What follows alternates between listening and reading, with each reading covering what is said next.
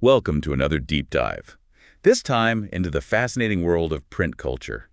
We're going to take a journey through time and across continents, tracing the evolution of this revolutionary technology. It's really incredible to think how something as, well, simple as the ability to reproduce text could have such profound and lasting consequences. Right.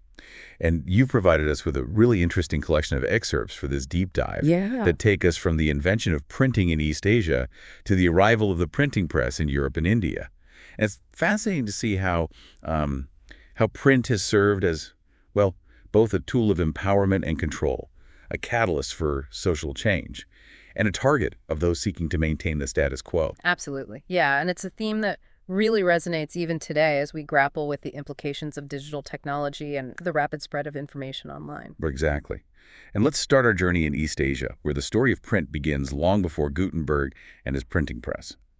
Did you know that the world's earliest printed book is a Buddhist text? Yes, the Diamond Sutra, printed in China around 868 AD using the woodblock printing method. Wow. So imagine skilled artisans meticulously carving images and text into blocks of wood, Oh, wow. inking them, and then carefully pressing paper against the surface to create a print. So much work. A laborious process it was, but it allowed for the creation of really beautiful and intricate works of art. I can only imagine.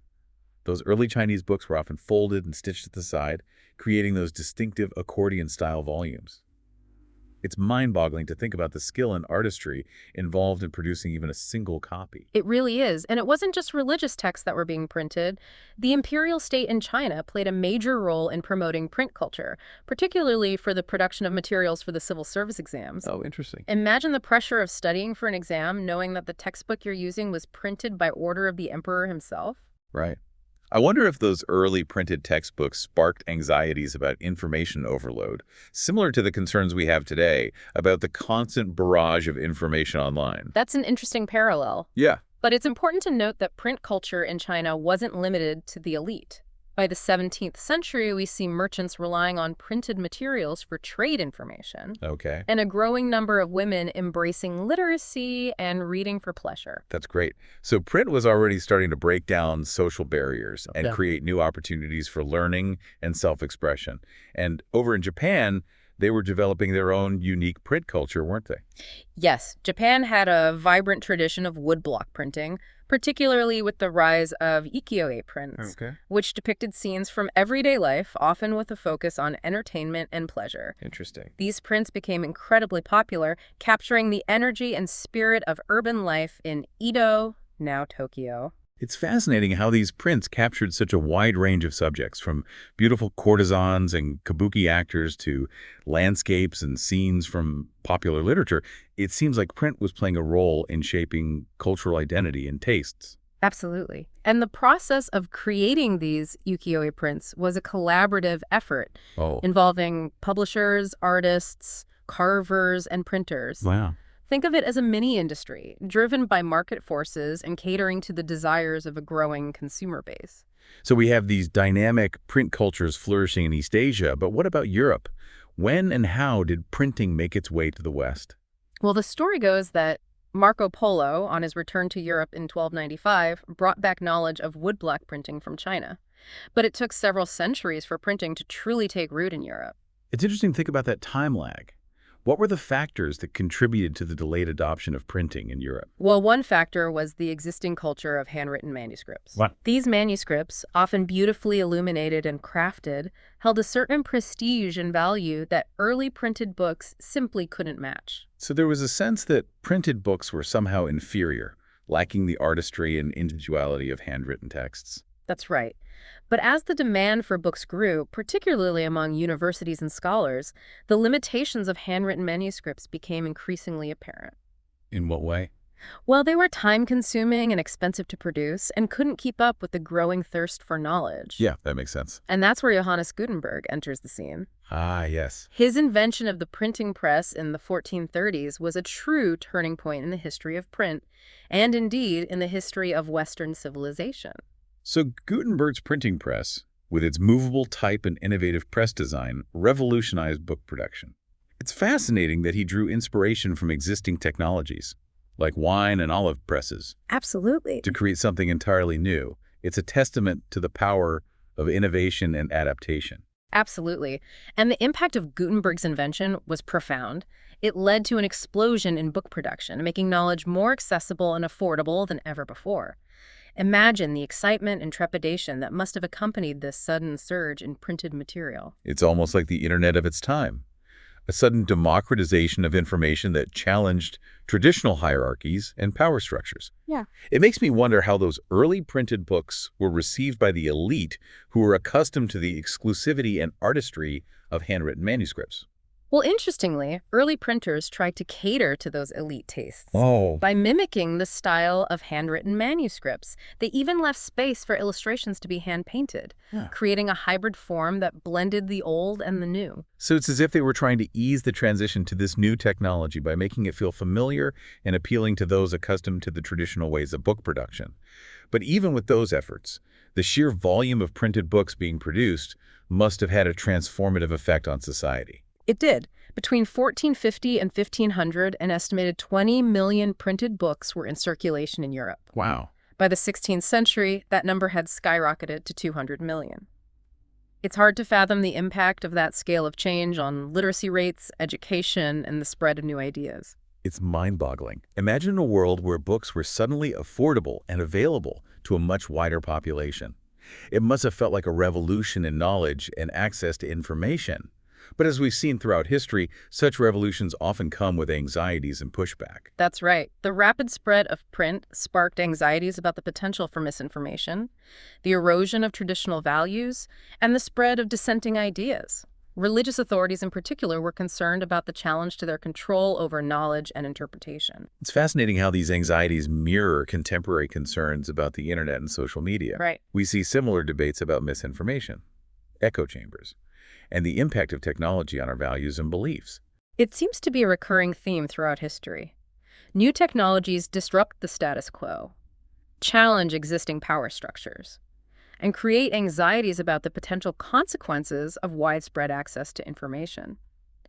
But alongside those anxieties, we also see the liberating potential of these technologies to empower individuals, spread new ideas, and foster social change. Right, exactly. The story of Pinocchio, Yes. the Italian miller who was executed for his interpretations of the Bible inspired by his writing, is a stark reminder of the risks associated with challenging established authority. Right. But it also highlights the power of print to inspire critical thinking and challenge dogma.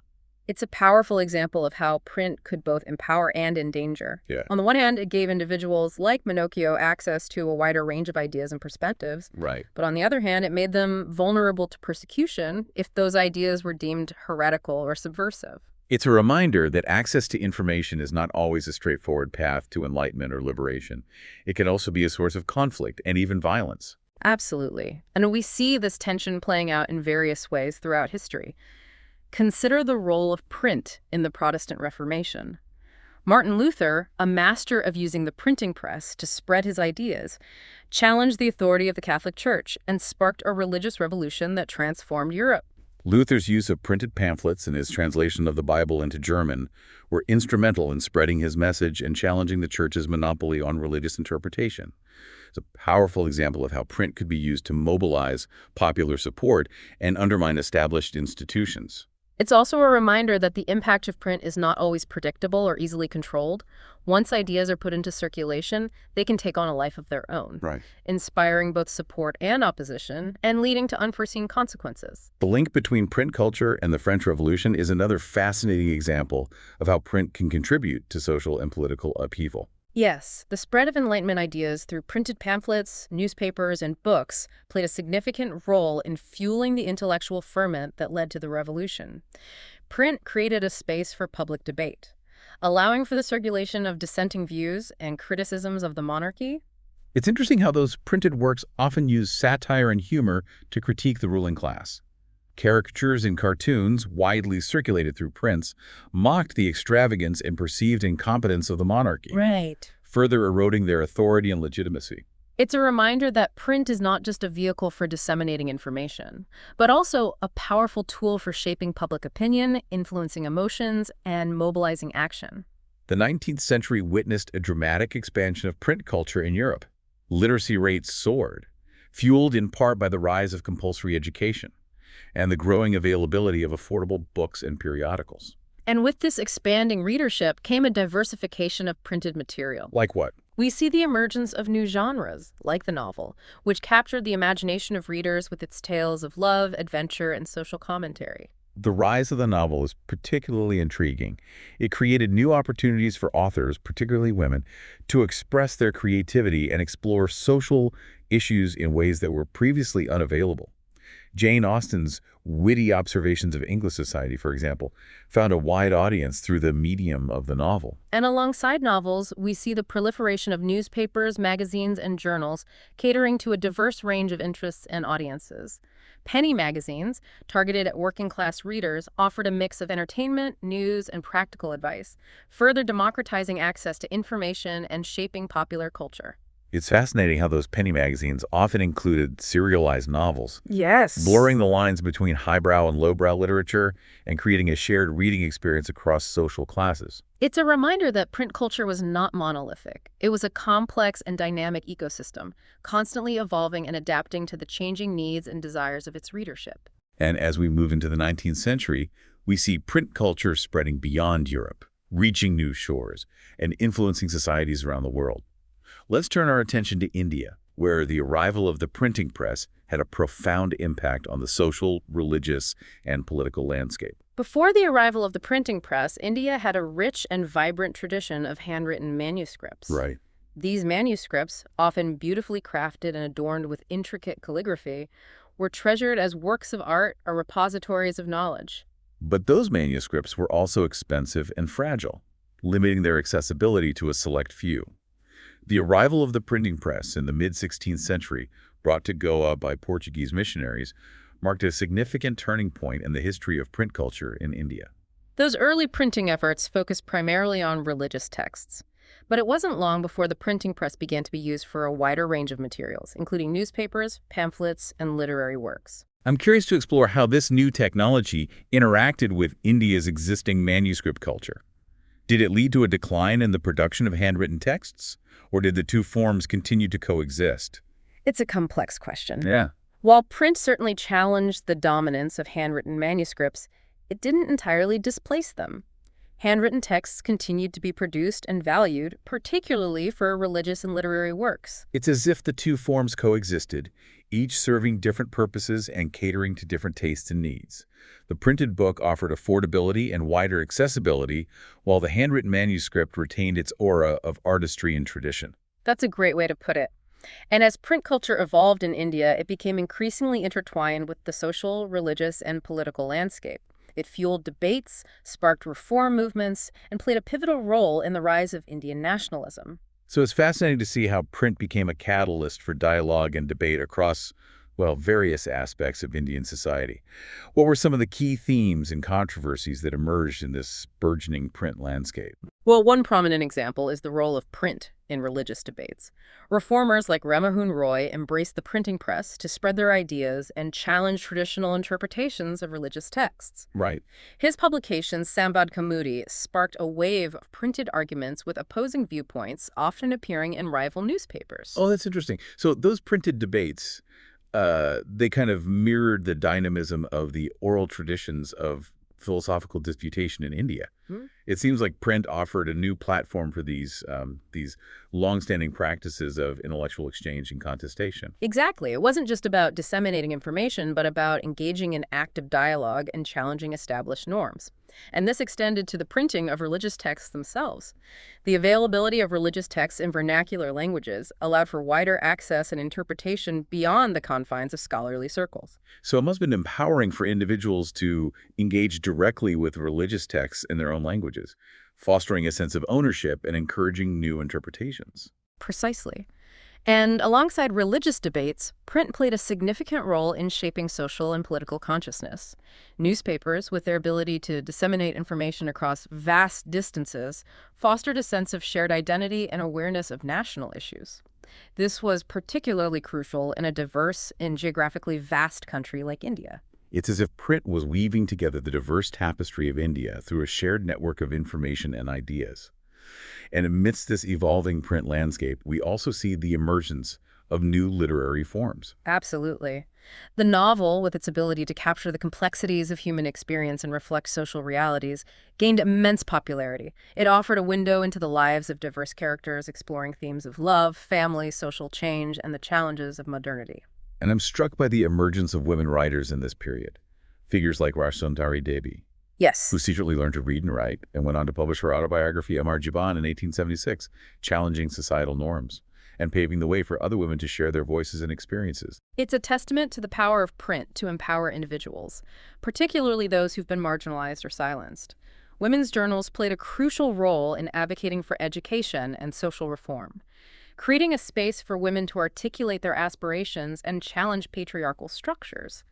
So these journals, they provided a platform for women to engage in intellectual discourse, share their literary creations, Yeah. and address issues that directly impacted their lives. It's inspiring to see how print facilitated this collective awakening and empowerment. And this sense of empowerment extended beyond the realm of literature. Visual culture also experienced a transformation with the mass production of images. Painters like Ravi Varma, whose mythological and historical paintings became iconic, reached a vast audience through inexpensive prints. And those prints adorned homes, shops, and public spaces, shaping aesthetic sensibilities and creating a shared visual language that transcended regional boundaries. It's fascinating to think how print technology democratized access to art and visual culture in this way. And this democratization wasn't limited to art. The availability of cheap books and pamphlets meant that even those with limited means could access a wealth of information and knowledge. Public libraries, Right. though primarily concentrated in urban areas, further expanded access to books, fostering literacy and self-improvement. Right, and we see a similar impulse with the rise of lending libraries in 19th century Europe.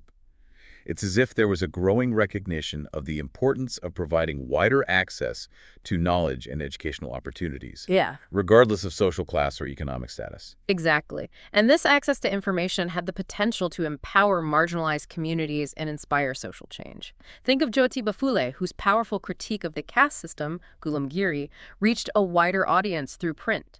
Or the writings of B.R. Ambedkar and E.V. Ramaswamy Naikar, which challenged caste hierarchies and advocated for social justice.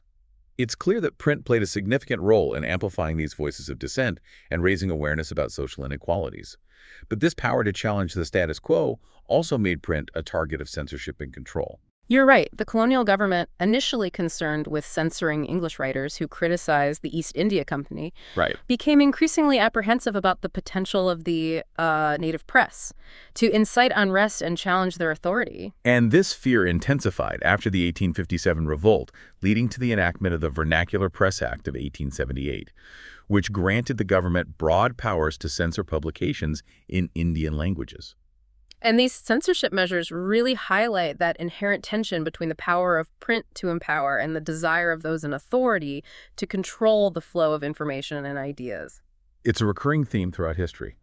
Every new technology that democratizes access to information faces attempts to regulate, control, or suppress its use. But as the story of Bhogan Gadhar Tilak's imprisonment for his writings in Kasari demonstrates, attempts to silence dissenting voices often backfire, Yeah. turning them into martyrs and further fueling resistance. Absolutely. Tilak's case became a rallying cry for the nationalist movement, demonstrating the power of print to mobilize public opinion and galvanize opposition, even in the face of censorship. What an incredible journey we've taken through the world of print culture. It really has been. From its origins in East Asia to its global reach and transformative impact, we've seen how print has shaped societies, fueled revolutions, and empowered individuals for centuries. It's really a testament to the enduring power of the written word and the human desire to communicate, share knowledge, and challenge the status quo. And as we navigate the complexities of the digital age, it's worth reflecting on the lessons of print culture, both its liberating potential and the challenges it has faced. Absolutely. As we grapple with issues of misinformation, censorship, and the impact of technology on our lives, the history of print offers valuable insights into the complex and evolving relationship between information, power, and social change.